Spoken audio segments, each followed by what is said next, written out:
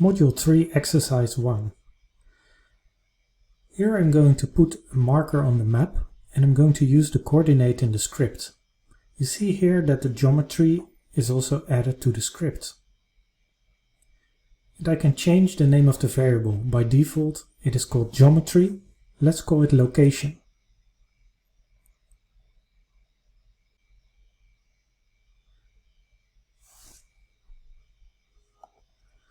Let's first center the map at this location. So I use center object, location as a variable to take those coordinates, and then zoom level 10 and the line with a semicolon. And I'm interested in Sentinel-2 images. So I search the collection and I choose here the Sentinel-2 MSI, multispectral instrument, level 1C. It's very well documented, you can find all the metadata, and copy the snippet of the code. And then I can make a new variable. Let's call it S2 for Sentinel-2.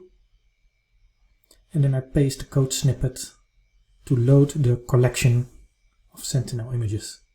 And the line with semicolon. And now I want to apply a few filters. First I want to filter with the metadata. And if you go back there to the Sentinel-2 collection, then you find there under the tab Image Properties all kinds of metadata properties that you can use for filtering. And we're going to use here the cloudy pixel percentage. As you see, there are many.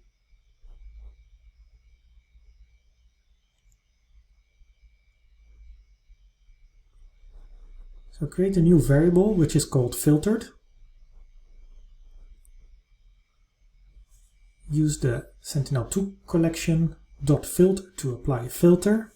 Then I use ee.filter and then LT, which means less than. I paste here the string exactly as it was mentioned in the metadata, so cloudy pixel percentage with the underscores and capitals, and it should be less than 30% here. You see that I marker there, it means that I still need to add a semicolon at the end of the line.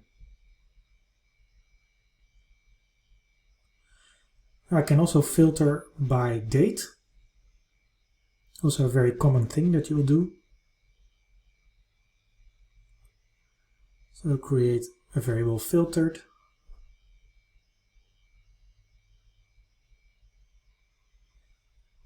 S2 filter. And then e.filter dot and then date. If I use Control Space, I find there all the options here, and when I find there date, it says start and end date. So you can basically filter a period. Let's do that.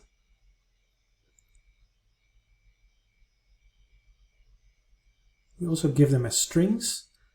And in the year, month, day format. And the strings separated by a comma.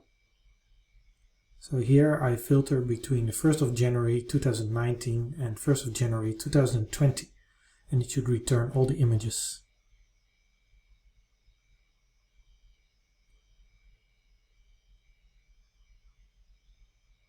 I can also filter by location, which is important. I don't want the whole collection for the whole world, but only for our location, which is defined by the marker.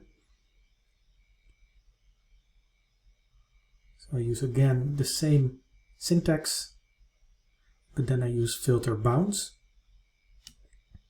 And you can find in the manual how it works. You can add there geometry. In our case, that's just a point.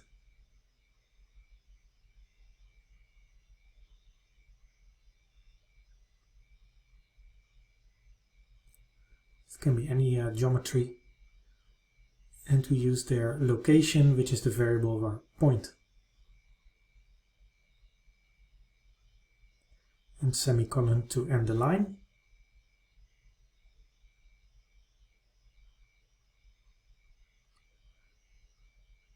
Now all these filters line by line, that's a lot of work. You can also aggregate them into one line. And then we use the dot notation. So here I'll demonstrate it. And then you can also remove those variables filtered before. So create a new variable filtered, and I'm copying the first one. And don't copy the semicolon because we're going to add things to the line. And to make it readable, I go to the next line, use 3 spaces, and then write a dot to add the next filter. And I copy it from filter until the end without the semicolon, and I paste it here. I go to the next line, and now it will recognize that it needs a few spaces. And I copy the last filter by location. And in this case, because it's the last one, I want to close the line for the variable, I use the semicolon. Go back to the beginning of the line. And then if I want to know how many images are selected using this filter, I can just use a print function and then use it on the filtered variable. And then I use the size method. That will just print a number of the amount of images. Semicolon to end the line. And now I want to see the images, but then I need to define how to visualize it. So I use a variable here, RGBVis, and then I build this dictionary. And the dictionary contains the minimum value that should be visualized. Here I just use 0. And the maximum value. I use here 3000, so you can play with it to stretch colors.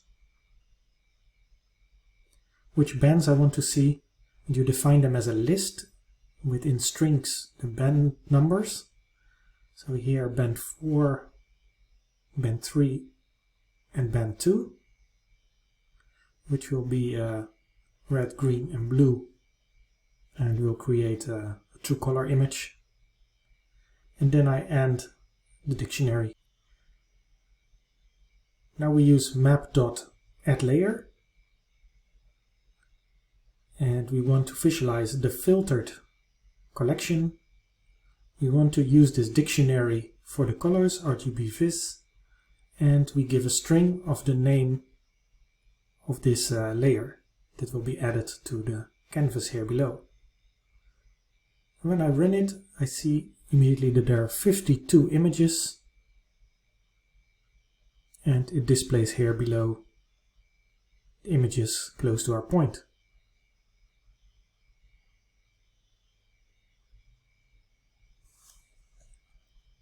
So here you learned how to filter by metadata, date and location, and how to add it all in one line and then visualize the result. Now for the assignment, I want you to modify the script in such a way that we have the near-infrared false color, so a different band combination, which will highlight the vegetation. You can apply it to your own study area, and I want to filter only the Sentinel-2A images.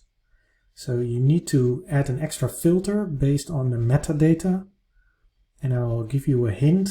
You should use the spacecraft name property and then use the equal filter to make it equal to the 2A property. So try to figure that out and upload the code to the assignment.